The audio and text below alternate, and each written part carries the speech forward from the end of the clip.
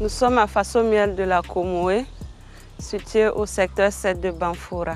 Une entreprise familiale spécialisée dans la production, la collecte et puis la transformation du miel. Faso Miel existe depuis 1996 par le truchement du papa qui est décédé en 2010. Comme vous le constatez, le domaine est bien boisé. Cela témoigne de notre amour pour la nature, pour la végétation.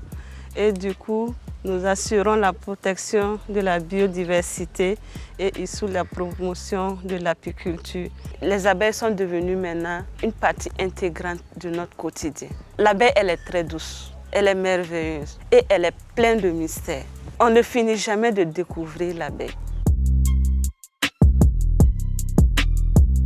Père à l'âme de mon mari, M. Siriman Laurent, il était ingénieur agronome au CRPA de Banfora. Les week-ends, on partait dans son verger et il a eu l'idée de voir que, madame, est-ce que ça ne serait pas mieux qu'on essaie de faire un peu de l'apiculture?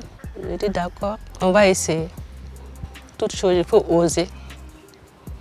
Et c'est comme ça, c'est parti dans son verger à Koutoura. On a commencé avec 2 ou 3 ruches et c'est comme ça, c'est parti.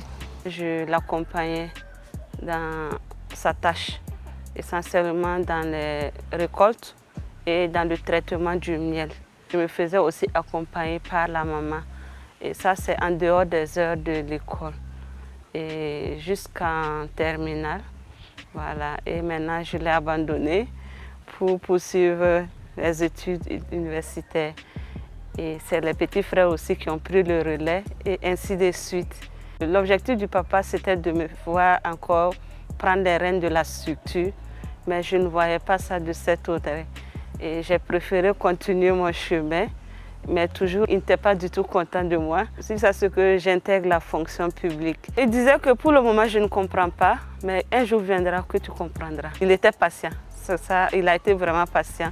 Cette phrase me revient tout le temps, si bien que je donne toujours conseil aux jeunes et que j'encadre au centre.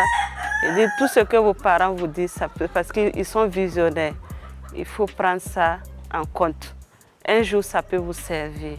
Et j'en suis un exemple. C'est après son décès maintenant, en 2010, que la maman étant seule, ce n'était pas évident. Donc il a fallu que je revienne à Banfora, dans la région des Cascades, pour pouvoir épauler la maman. Et du coup, j'ai été vraiment embobinée. Avec le courage de mes enfants, seule je ne peux rien. On a eu l'idée de les faire travailler à bas âge. Et ça, je les félicite. On a eu le courage de dire, maman, on va essayer de continuer les travaux de papa. On ne va pas laisser tomber. Et ça me ferait beaucoup plaisir. Si vous avez le courage de continuer, moi j'aurai le courage aussi de vous épauler. Et c'est comme ça, ça m'est parti.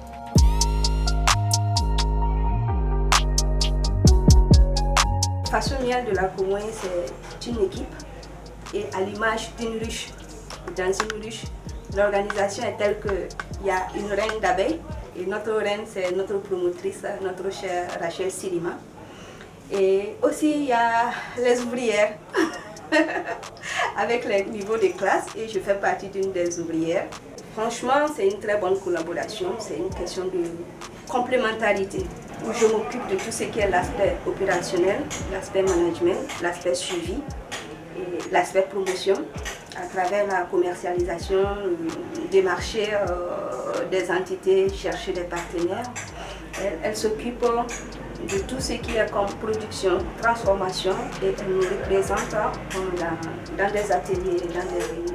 Franchement, Rachel et Khalidia, je dirais, c'est comme une même personne. En ce sens qu'on ne peut pas parler de Rachel sans Khadi, on ne peut pas parler de Khadi sans Rachel. C'est une activité vraiment qui renforce nos liens.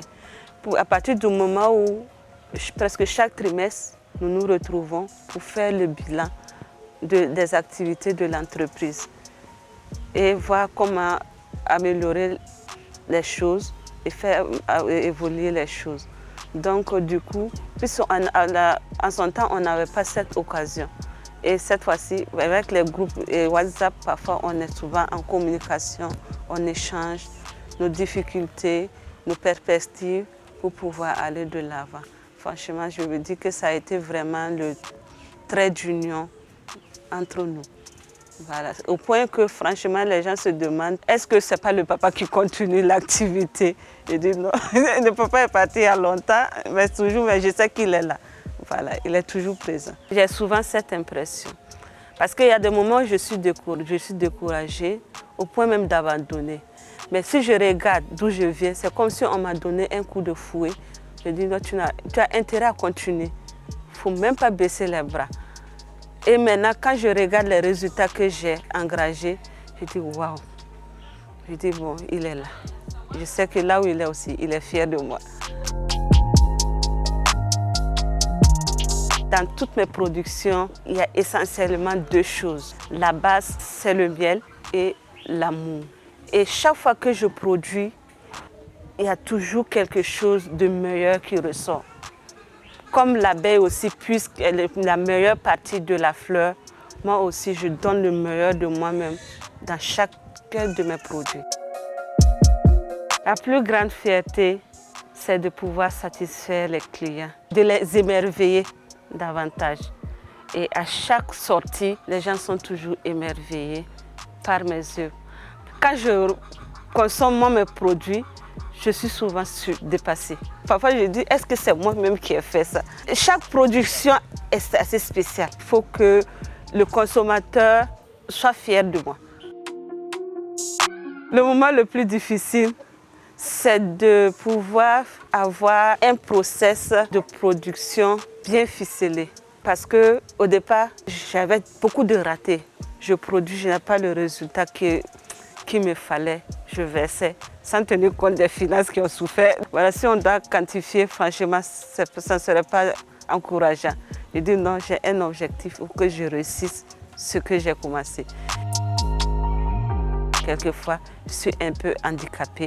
Bon, surtout le matériel que nous utilisons, je me suis permise d'utiliser ce que j'ai à côté, mettre en valeur ce que j'ai à côté en attendant de me perfectionner davantage. Et là encore, ce qui me fait encore ma fierté, chaque fois que je dis je n'ai pas de machine, je n'ai rien, je fais avec le matériel local, il y a des gens qui me disent que non, ce n'est pas vrai, que c'est une grande entreprise, surtout quand on voit les produits sortis.